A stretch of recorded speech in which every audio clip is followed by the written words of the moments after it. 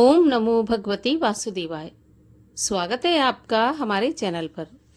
आज की इस वीडियो में हम आपको सुनाएंगे आषाढ़ मास के महात्म के चौथे अध्याय की कथा। अभी तक 3 अध्यायों की कथा अगर आपने नहीं सुनी तो चैनल पर जाकर तीनों अध्यायों की कथा अवश्य सुन लीजिए। आज की वीडियो अच्छी लगे तो लाइक करके शेयर भी अवश्य कीजिए, साथ ही कमेंट में अपने विचार जरूर व्यक्त कीजिए। तो चलिए अब हम शुरू करते हैं आषाढ़ मास के महात्म के चौथे अध्याय की कथा। महर्षि सूत जी ऋषि गणों को इतनी कथा सुनाकर कहने लगे कि नारद जी का प्रश्न सुनकर श्री ब्रह्मा जी अत्यंत प्रसन्न हुए। भगवान श्री सदाशिव का नाम सुनकर श्री ब्रह्मा जी को रोमांच हो आया, अश्रुपात होने लगा।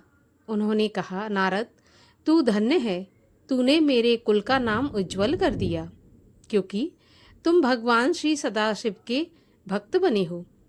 अब अपनी बुद्धि के अनुसार पहले भगवान सदाशिव के मैं शिव के निर्गुण चरित्रों को कहूँगा, उसके पश्चात मैं उनके सगुण चरित्रों का वर्णन करूँगा।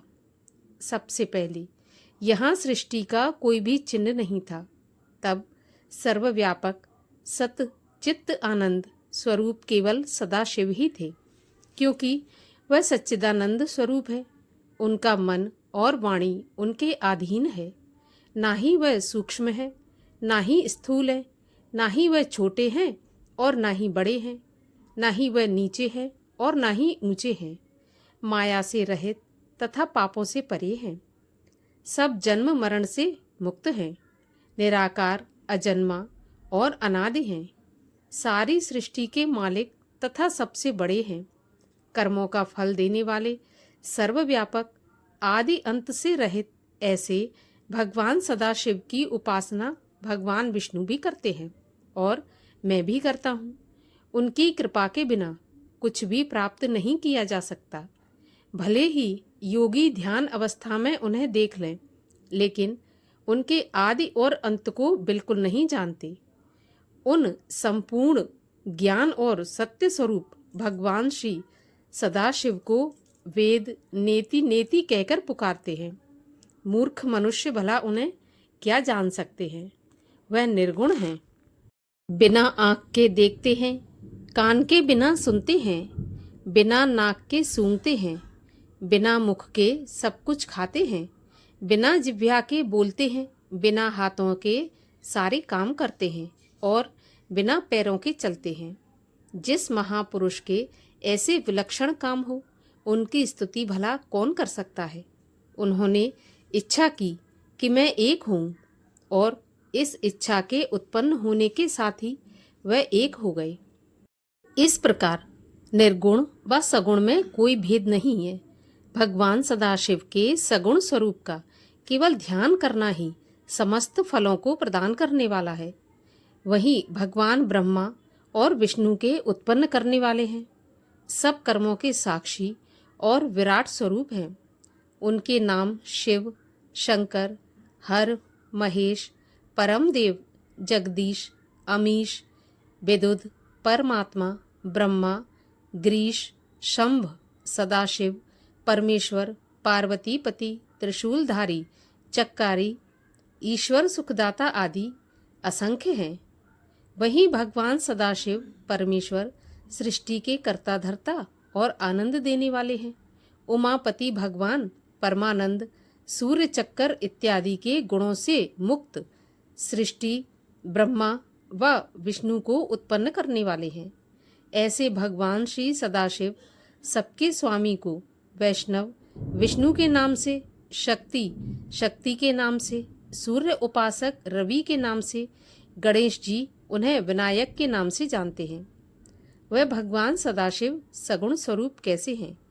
मस्तक पर जटा तथा गंगा, भाल में चंद्रमा और त्रिपुंड, कानों में कुंडल, सूर्य, चंद्र और अग्नि के समान तेजवान नेत्र, शुक्र की भांति नशा, बिंबा फल के समान होठ, अत्यंत पवित्र तथा तेजवान सुंदर 5 मुख हैं, जिनमें से एक पूर्व की ओर वाला, प्रातः के सूर्य के समान प्रभाव वाली दूसरा दक्षिण की ओर 3 नेत्रों वाला अत्यंत भयानक। तीसरा मुख पश्चिम की ओर मस्तक पर अर्ध चंद्रमा धारण करने वाला। चौथा मुख उत्तर की ओर मूंगे के वर्णमाला है, जिनमें लंबे लंबे केश लटकते हैं। पांचवा मुख नीचे की ओर है, जिससे कि वह अपने भक्तों के हृदय में आनंद उत्पन्न करते हैं। उस मुख पर कमल के समान सुंदर आंखें हैं। उनका रंग सुंदर और तेजवान है। इस प्रकार भगवान सदाशिव पंचालन के नाम से भी प्रसिद्ध हैं। उनके कंठ में 3 रेखाएं हैं, हाथ में त्रिशूल और कंठ में मुंडमाला धारण किए हुए हैं। उन्हें कोई चतुर्भुज, कोई पंचभुज और कोई 10 भुज भी कहता है। उनके हाथों में नाना प्रकार के अस्त्र शस्त्र विद्यमान हैं। उंगलियां अत्यंत सुंदर तथा सुडौल हैं।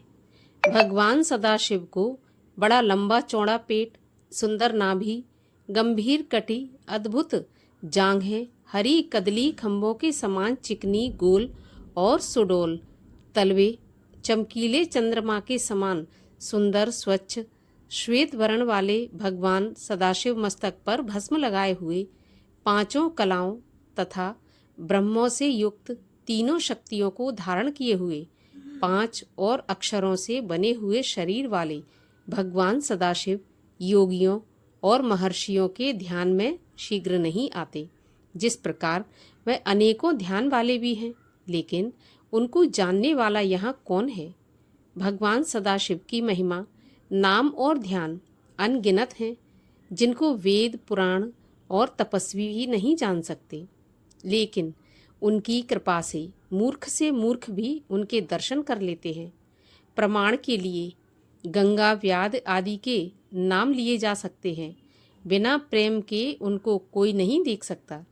सगुण रूप में आकर सदाशिव ने अपनी शक्ति को उत्पन्न किया।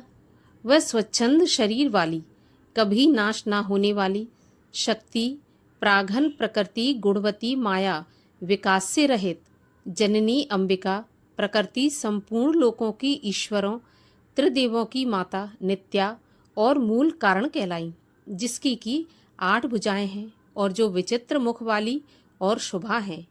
भगवान सदाशिव को पारब्रह्म और उमा को शक्ति रूप जानना चाहिए। सदाशिव ने उमा के साथ विहार करने के लिए शिवलोक नामक क्षेत्र की रचना की। उसी उत्तम क्षेत्र को काशी भी कहते हैं। इसी उत्तम नगरी में भगवान सदाशिव ने एक रत्नमयी सुंदर भवन बनवाया और शिवा के साथ वहां रहने लगे।